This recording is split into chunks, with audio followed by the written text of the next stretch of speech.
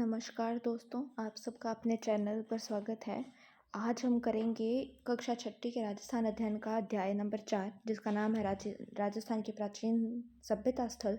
कल हमने पढ़ा था कि इतिहास जानने के स्रोत, उसमें हमने अभिलेख पढ़े थे, प्रशस्ति पढ़ी थी, जिनमें से कुछ अभिलेख थे गटियाला, जिसमें प्रतिहार के बारे में पता लग रहा था, बिजोलिया अभिलेख जिसमें हमें पता लग रहा था चौहानों के इतिहास के बारे में, और चीरवा अभिलेख जिसमें रावल रतन सिंह के बारे में दिया गया है। हमें उसके अंदर मॉन्यूमेंट्स के बारे में बताया गया था, मुद्राओं के बारे में बताया गया था, और ताम्रपत्रों को जिन्हें दान पत्र भी कहा गया है वो बताया गया था। हमने जाना था कि पृथ्वीराज विजय ने लिखी थी जयानक, पृथ्वीराज विजय लिखी गई थी जयानक के द्वारा, पृथ्वीराज रासो लिखी गई थी चंद्रवरदाई के द्वारा, हमीर महाकाव्य लिखा था नयन चंद्र सूरी ने, और वंश भास्कर लिखी थी जो नाम था क्या था, सूर्यमल मिश्रण। कहाँ के थे वे? बूंदी के थे। वीर विनोद थी श्यामल दास की, जो कि जिस वीर विनोद के 4 भाग है। मेवाड़ का इतिहास लिखा था विश्वेश्वर नाथ रेव ने, और हीराचंद ओझा ने, यानी कि गौरीशंकर हीराचंद ओझा ने लिखा था उदयपुर, जोधपुर, सिरोही, डूंगरपुर, बांसवाड़ा, प्रतापगढ़ का इतिहास। और हमने जाना था प्रशस्ति क्या होता है, जो प्रशंसा में लिखी गई हो वो प्रशस्ति होती है। तो आज हम पढ़ने चलेंगे राजस्थान में प्राचीन सभ्यता स्थल। तो चलिए शुरू करते हैं। मानव जब स्वयं के बारे में सोचना छोड़कर दूसरों के बारे में सोचना शुरू करता है, तब वह समूह में कार्य प्रारंभ करता है। इसी से सभ्यता की शुरुआत होती है। इसी से सभ्यता की शुरुआत होती है। समय के साथ सभ्यताएं विकसित होती है, किंतु समय परिवर्तन के साथ कुछ सभ्यताएं नष्ट हो जाती है। जैसे कि हम पढ़ते हैं सिंधु घाटी सभ्यता, या जो भी हम सभ्यताएं पढ़ेंगे अभी वो नष्ट हैं, और जो भी सभ्यताएं चल रही है वो चल रही हैं। और सभ्यता क्या बोला गया है कि जब मानव स्वयं के बारे में छोड़कर दूसरों के बारे में सोचता है और साथ में रहकर कार्य करता है, तो वह सभ्यता की शुरुआत होती है, कुछ नया आकार बना लेती है। राजस्थान में भी ऐसी कई सभ्यता और संस्कृतियों के स्थल, मरुस्थल और अरावली में नदियों के किनारे मिट्टी में दबे पड़े हैं। राजस्थान में मानव के प्रारंभिक क्रियाकलाप क्या थे, वे कब से प्रारंभ हुए, इसके लिखित साक्ष्य तो उपलब्ध नहीं है। जिस काल का लिखित इतिहास उपलब्ध नहीं होता, उसके बारे में उत्खनन से प्राप्त सामग्री के आधार पर ही जाना जा सकता है। उत्खनन से प्राप्त हुए प्राचीन साक्ष्य में आवास स्थल, लकड़ी, अनाज, हड्डी, पत्थरों के अस्त्र शस्त्र और उपकरण प्रमुख हैं। चूंकि प्राप्त उपकरणों में पत्थर के उपकरणों की संख्या अधिक है, अतः प्रारंभिक युग को प्रस्तर युग कहा गया। क्यों कहा गया? क्योंकि जो प्रारंभिक उपकरण प्राप्त हुए वो लगभग किसके थे कि पत्थर के थे, कि पत्थर की कुल्हाड़ी है, पत्थर की छेनी है, सब कुछ पत्थर का है। प्रस्तर युग में मानव अपनी आवश्यकता पूर्ति के लिए जानवरों का शिकार करता था, अथवा जंगलों से कंद मूल एकत्र कर अपना पेट भरता था। कंद मूल यानी कि जो जड़ से रिलेटेड फल होते हैं, जो कि गाजर, मूली या कोई भी फूल हो गए, फल हो गए, वो सभी। अतः उसने कुल्हाड़ी, गंडासा, छुरा जैसे उपकरण बनाए, और ये सब किसके बने हुए थे? पत्थर के थे। क्योंकि कैसा युग चल रहा है? प्रस्तर युग चल रहा है। अब इसके अंदर ये कह रहे हैं कि मानचित्र 4.1 को देखकर, ये है मानचित्र 4.1, जो कि कालीबंगा सभ्यता का अवशेष है। और कालीबंगा सभ्यता कहाँ पर है? कालीबंगा सभ्यता है हनुमानगढ़ के अंदर, ये उसका अवशेष दिखाया गया है। देखकर जाने कि राजस्थान में प्रस्तर युग के ये उपकरण मुख्यतः बनास, गंभीरी, बेडच और चंबल नदियों की घाटियों और शैलाश्रयों में बहुतायत में मिल रहे हैं। कि क्या बताना चाह रहा है कि जो प्रस्तर युग के उपकरण है ना, वो मुख्यतः कहाँ मिल रहे हैं? कौन सी नदियों के किनारे? बनास नदी, गंभीरी, बेडच और चंबल नदियों के किनारे मिल रहे हैं। प्रस्तर युग के बाद ताम्रकांस्य काल, उसके पश्चात लोह युग के अवशेष प्राप्त होते हैं। हम पूर्व में पढ़ चुके हैं कि मानव शिकार से पशुपालन और कृषि कार्य की ओर अग्रसर हुआ है। कि मानव पहले क्या करता था? शिकार करता था, फिर पशुपालन और कृषि करने लगा। पत्थर के स्थान पर उसने धातु के उपकरण बनाने प्रारंभ किए, कि जैसे पहले प्रस्तर युग था, फिर ताम्रकांस्य युग आया, फिर लोह युग आया। धातुओं में भी सर्वप्रथम तांबे का उपयोग प्रारंभ किया। राजस्थान में ताम्र सभ्यता के अवशेष कालीबंगा, गणेश्वर और आहड़ आदि क्षेत्रों से प्राप्त हुए। तो अगर हमसे पूछे कि जो प्रस्तर युग है वो किन नदियों के किनारे मिला है, तो मिला है बनास, गंभीरी, बेड़च और चंबल नदियों के किनारे। और ताम्र सभ्यता के अवशेष पूछे तो कालीबंगा, गणेश्वर और आहड़ सभ्यता बताई है इसने। और देखा, कालीबंगा सभ्यता है हनुमानगढ़ के अंदर, गणेश्वर है सीकर के अंदर कांतली नदी के किनारे, और जो आहड़ है वो है उदयपुर में। अब आगे हमें दी गई हैं कुछ सभ्यताएं, मैप में दर्शाई गई हैं। तो अब जैसे हम पढ़ते हैं, पीलीबंगा, रंगमहल, हनुमानगढ़। पीलीबंगा, रंगमहल और कालीबंगा ये सब कहाँ पर है? हनुमानगढ़ में है। सुनारी है झुंझुनू के अंदर, गणेश्वर है सीकर में, सोथी है बीकानेर के अंदर। फिर दी गया है दर भरतपुर के अंदर। बैराठ जयपुर में है। तिलवारा बाड़मेर, बागौर भीलवाड़ा। रेंट दी गई है हमें टोंक के अंदर। नगर भी टोंक में है, नगर टोंक में है, नगरी चित्तौड़गढ़ में है। आहड़ उदयपुर गिल्लुंड राजसमंद में। ठीक है, अब हम जानते हैं कि जो बागौर सभ्यता है ना वो किस नदी के किनारे है, वो है कोठारी नदी के किनारे। तिलवाड़ा सभ्यता जो बाड़मेर में है उसकी खोज किसने की है, वी.एन. मिश्रा ने। चलिए आगे चलते हैं। पहले पहले हमें जो सभ्यता दी गई है वो है कालीबंगा सभ्यता। कालीबंगा सभ्यता के बारे में हम क्या जानते हैं कि राजस्थान में दृष्टवती और सरस्वती नदी की घाटी में पुराविद अमलानंद घोष ने करीब 2 दर्जन पुरा स्थलों की खोज की। कि इसकी खोज सबसे पहले किसने की, वो अमलानंद घोष ने की। कौन सी नदियों के किनारे, दृष्टवती और सरस्वती नदी के किनारे। इनमें हनुमानगढ़ जिले में घग्गर नदी के किनारे स्थित कालीबंगा प्रमुख है। कि अभी वर्तमान में किस नदी के किनारे है, घग्गर नदी के किनारे है। कहाँ पर है, हनुमानगढ़ में। कालीबंगा प्रमुख है। बाद में डॉक्टर बीबी लाल और बी के थापड़ के निर्देशन में यहाँ खुदाई हुई। कि खोज किसने की, अमलानंद घोष ने। खुदाई यहाँ पे किसके निर्देशन में हुई, बीबी लाल और बी के थापर में। बीबी लाल का निधन अभी कुछ पिछले महीनों में हुआ है।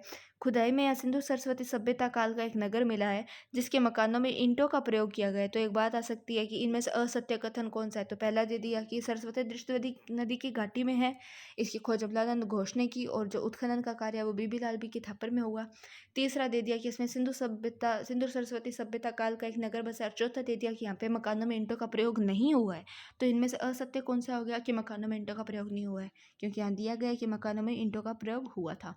मकानों में 4-5 बड़े तथा कुछ छोटे कमरे होते थे। बस्ती के गंदे पानी निकास के लिए लकड़ी व ईंटों की नालियाँ बनी हुई थी। तो प्रश्न आ जाए कि लकड़ी की नालियाँ हमें कहाँ प्राप्त हुई है, तो हमें कालीबंगा में प्राप्त हुई है लकड़ी की नालियाँ।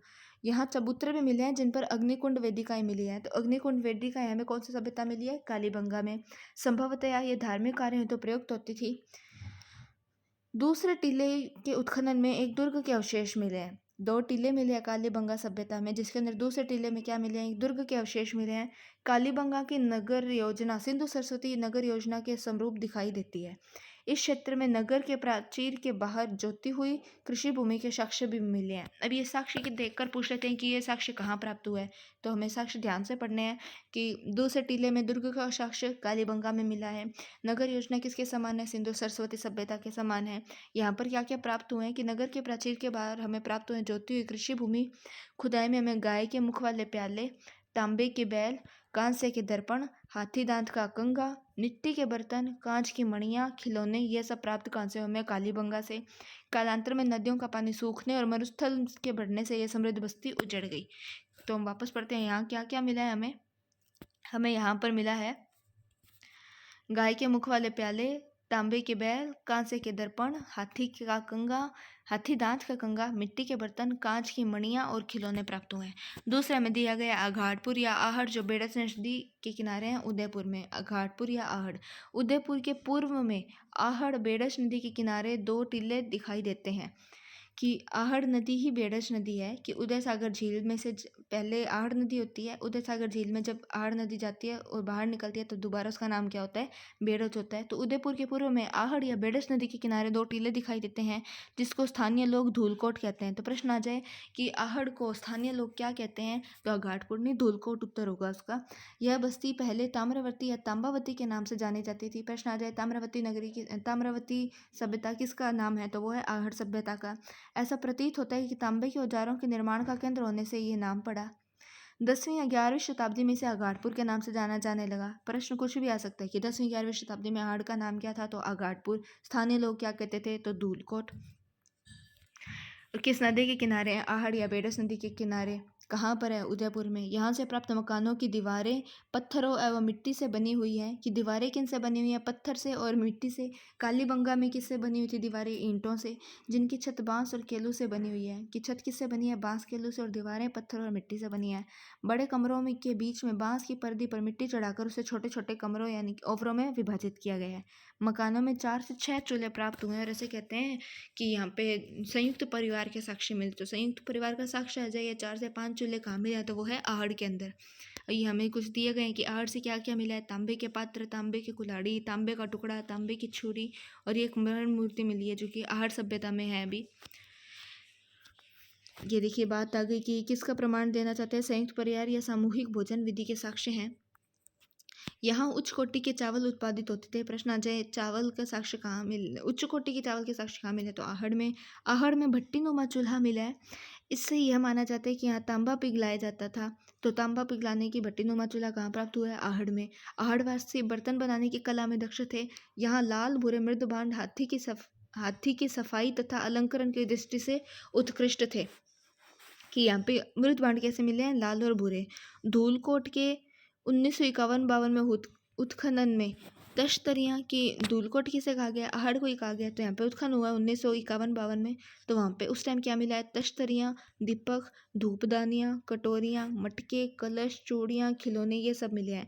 मेन बात क्या है यहाँ पे, मेन बात हमें दी गई है कि यहाँ पे 26 किस्म के मणियाँ मिले हैं, 6 तांबे की मुद्राएं और 3 मोहरें प्राप्त होती है। प्रश्न आता है 26 किस्म की मणि है, 6 तांबे की मुद्राएं और 3 मोहरें कहाँ से प्राप्त हुई है, तो आहड़, आगाड़पुर या धूलोट से। ऐसा प्रतीत होता है कि प्राकृतिक प्रकोप से विध्वंस से इस सभ्यता के लोग उत्तर पूर्व और दक्षिण पूर्व की ओर बढ़े तथा गिलंड व भगवानपुर जैसे स्थान बसाए। कि ये आहड़ है तो लोग कहाँ कहाँ गए, उत्तर पूर्व या दक्षिण पूर्व इस तरफ प्रस्थान किए। क्यों, पश्चिम में तो रेगिस्तान है, वहाँ जाने से फायदा नहीं है। तो उत्तर पूर्व और दक्षिण पूर्व में गए हैं और कौन कौन से बसाए हैं, गिलुंड और भगवानपुरा जैसे स्थान बसाए हैं। अगला दिया गया है हमें बालाथल। तो बालाथल में हम जानेंगे कि उदयपुर जिले के वल्लभनगर तहसील में बालाथल में मिली सभ्यता ताम्रपाषाणकालीन आहड़ संस्कृति संबंधित है। किसका संबंध किससे है, कि जो ताम्रपाषाणकालीन आहड़ संस्कृति थी उससे संबंध है बालाथल का। यहाँ 11 कमरों के एक बड़े भवन एवं दुर्ग जैसे चिन्ह प्राप्त हुए हैं। तो प्रश्न आ जाए कि 11 कमरों का एक बड़ा भवन कहाँ से प्राप्त हुआ है, तो कहाँ से प्राप्त हुआ है, बालाथल से प्राप्त हुआ है। बालाथल में तांबे के चाकू, कुल्हाड़ी, छेनी, बाण, ये सब उपकरण मिले। और क्या मिले, कर्णफूल यानी कि इयररिंग्स, गले के हार की लटकन, ये सब आभूषण मिले हैं। यहाँ के निवासियों में मिश्रित अर्थव्यवस्था प्रचलित थी। प्रश्न आ जाए मिश्रित अर्थव्यवस्था प्रचलित थी, या यहाँ पे किस प्रकार की अर्थव्यवस्था प्रचलित थी बालाथल में, तो उत्तर होगा मिश्रित अर्थव्यवस्था। कृषि, पशुपालन तथा शिकार तीनों जीविका के साधन थे। बालाथल में लोह काल के अवशेष भी प्राप्त हुए हैं। कि एक तो इसका संबंध किससे भी है, ताम्र पाषाणकालीन आहड़ से भी है, और यहाँ पे लोह काल के अवशेष भी प्राप्त हुए हैं। कैसे लोह काल के अवशेष प्राप्त हुए हैं, यहाँ लोहा गलाने की भट्टियों के चिन्ह मिले हैं। बैराट के अतिरिक्त बालाथल ही ऐसा स्थान है जहाँ बुना हुआ वस्त्र प्राप्त हुआ है। तो प्रश्न आ जाए कि बुना हुआ वस्त्र कहाँ कहाँ प्राप्त हुआ है। ऑप्शन में आ जाए बैराट बालाथल, बालाथल कालीबंगा, बालाथल आहड़, बैराठ आहड़। तो उत्तर क्या होगा, बालाथल और बैराठ में क्या प्राप्त हुए हैं, बुना हुआ वस्त्र के अवशेष प्राप्त हुए हैं। फिर है गणेश्वर।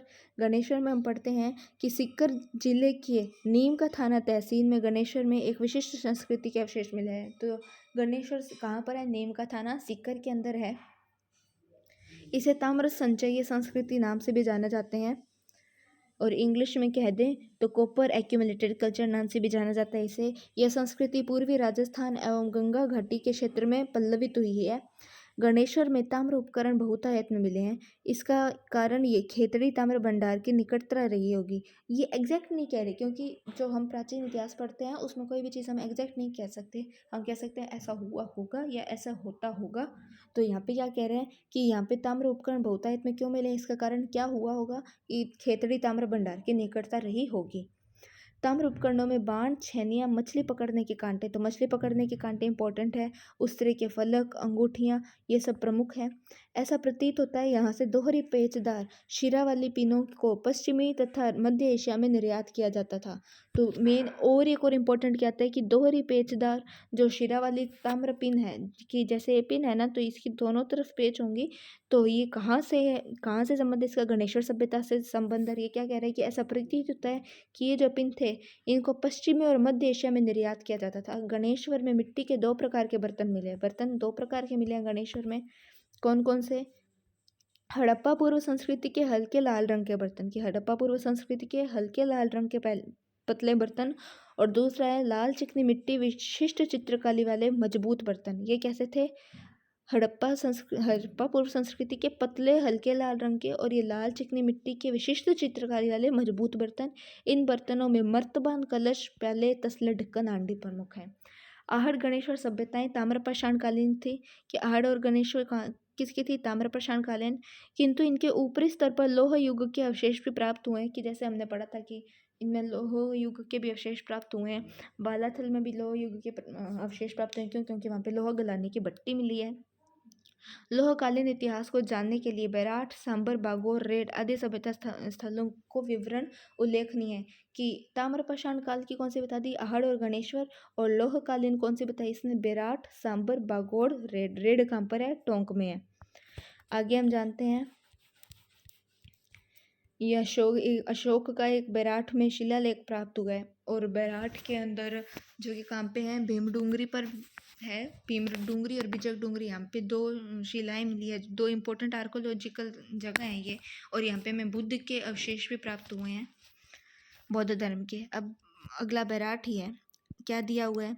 जयपुर जिले में स्थित बैराठ कस्बा हर युग में सभ्यता संस्कृति का प्रमुख केंद्र रहा है।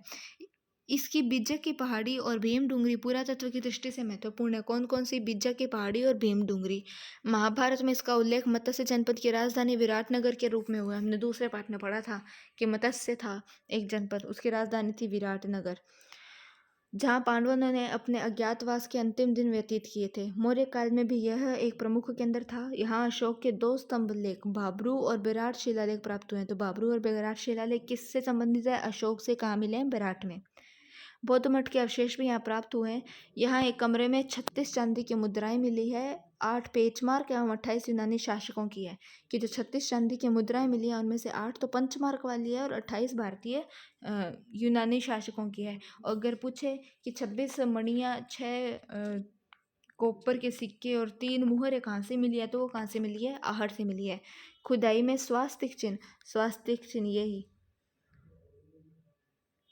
ये स्वास्तिक चिन्ह है। वापस बढ़ा देती हूँ मैं, 1 मिनट। ये स्वास्तिक चिन्ह है। तो स्वास्तिक चिन्ह कहाँ से मिला है? हमें बेराट से मिला है। खुदाई में स्वास्तिक चिन्ह त्रिरत्न चक्र के चिन्ह युक्त अलंकृत घड़े, दीपक, नाचता हुआ पक्षी, ये इंपॉर्टेंट है, नाचता हुआ पक्षी, पत्थर के संदूक, लोहे की किलें, हाथ से बना हुआ वस्त्र। हाथ से बना हुआ वस्त्र हमने और कहाँ पे पढ़ा था? बालाथल में पढ़ा था। और बालाथल कहाँ पे थी? वो थी वल्लभनगर तहसील थी उदयपुर की, वहाँ पर। उपरोक्त स्थलों के अतिरिक्त राजस्थान में भीलवाड़ा जिले में बागौर। अब और भी कुछ हमें सभ्यताएं दी गई है जिनका नाम दिया हुआ है। बागौर भीलवाड़ा में, बागौर और ओजियाना। जयपुर जिले में स्थित है सांभर, जोधपुरा। जोधपुरा जो कहाँ पर है? वो जोधपुर में नहीं है, वो जयपुर में है। जोधपुरा सभ्यता है जयपुर में, जैसे कि उदयनाथ पहाड़ियाँ हैं अलवर के अंदर। टोंक जिले में स्थित है नगर, रेंड। रेंड अभी बताया था, रेंड और नगर टोंक में है। नगरी चित्तौड़गढ़ में है, ये याद रखना है, नगर टोंक में, नगरी चित्तौड़गढ़ में। ओजियाना और बागौर भीलवाड़ा में, सांबर जोधपुरा जयपुर में, और नगरी है चित्तौड़ में, भरतपुर में है, नोह, भीनमाल जालौर में। और राजसमंद में कौन कौन सी है? पच्छमता और गिलुंड। गिलुंड और पच्छमता कहाँ पर है? राजसमंद में। इन सभी का संबंध किस किस से बताया गया है? पाषाण, ताम्रपाषाण और ताम्र लोह काल की संस्कृति से प्रकट होते हैं। तो अब हम आज की यहाँ पे शब्दावली पढ़ते हैं। शब्दावली में हम जानते हैं उत्खनन यानी कि खुदाई, ये हमने पिछले पाठ में भी पढ़ा था। मृद भांड भी हमने पिछले पाठ में पढ़ा था, जिसका मतलब है मिट्टी के बर्तन। मृद यानी कि मिट्टी, भांड यानी कि बर्तन, पाषाण यानी कि पत्थर, प्रस्तर या बोले तो प्रस्तर, और ताम्र यानी कि तांबा या बोले कॉपर। अब हम इसके अभ्यास प्रश्न करते हैं कि निम्न में से किस जिले में कालीबंगा सभ्यता स्थित है? तो कालीबंगा सभ्यता कहाँ पर है? हनुमानगढ़ में है। और कौन कौन सी यहाँ पे? पीलीबंगा और रंग महल है, उदयपुर के अंदर है, आहड़, और कौन सी है? बालाथल। सीकर के अंदर है गणेश्वर, और जालौर में है भीनमाल। अशोक का बाबरू शिलालेख निम्न में से कहाँ प्राप्त हुआ है? बैराठ में प्राप्त हुआ है। बैराठ में प्राप्त हुआ है बाबरू शिलालेख अशोक का। और यहाँ पे बौद्ध मठ से भी संबंधित यहाँ पे हमें प्राप्त हुए हैं अवशेष। गणेश्वर से हमें दोहरी पेच वाली पिन मिली है, जो कि पश्चिमी और मध्य एशिया के अंदर बेची जाती थी। बालाथल से और बैराठ से हमें एक और साक्ष्य मिले हैं, किसके? बुने हुए वस्त्र के। आहड़ सभ्यता से हमें क्या मिले हैं? 26 मणियाँ मिले हैं, 3 मोहरें मिली हैं। और है सीकर जिले के नीम का थाना तहसील में एक विशिष्ट संस्कृति प्राप्त हुई है, उसके अवशेष प्राप्त हुए। कौन सी है वो है गणेश्वर। कौन सी है? गणेश्वर सभ्यता। कहाँ पर है? नीम का थाना, सीकर में। आहड़ बस्ती प्राचीन काल में नगरी के नाम से जाती थी। किस नगरी के नाम से जानी जाती थी? धूलकोट नगरी के नाम से जानी जाती थी। और 10वीं 11वीं शताब्दी में उसको किस नाम से जाना जाता था? आहड़ को आहड़ को 10वीं-11वीं शताब्दी में किस नाम से जाना जाता था? तो आहड़ के तीन नाम आए हमारे सामने। एक आया है आघाटपुर, एक आया है धूलकोट और एक आया है आहड़ खुदी। तो धूलकोट बोला जाता था स्थानीय लोगों के नाम से और आघाटपुर बोला था 10वीं-11वीं शताब्दी में बोला जाता था। इसी के साथ में हमारा जो आज का वीडियो है वो ख़त्म होता है, जिसमें हमने पढ़ा राजस्थान के प्राचीन सभ्यता स्थल। तो अब हम कल पढ़ेंगे आज़ादी से पूर्व सरकार का स्वरूप। अगर आपको वीडियो अच्छी लगी, कुछ जानने को मिला, तो वीडियो को लाइक करें, शेयर करें, चैनल को सब्सक्राइब करना ना भूलें। और कल फिर से आए इस चैनल पे एक नई वीडियो के साथ, जिसमें पढ़ेंगे आज़ादी से पूर्व का सरकार का स्वरूप। जय हिंद, जय भारत।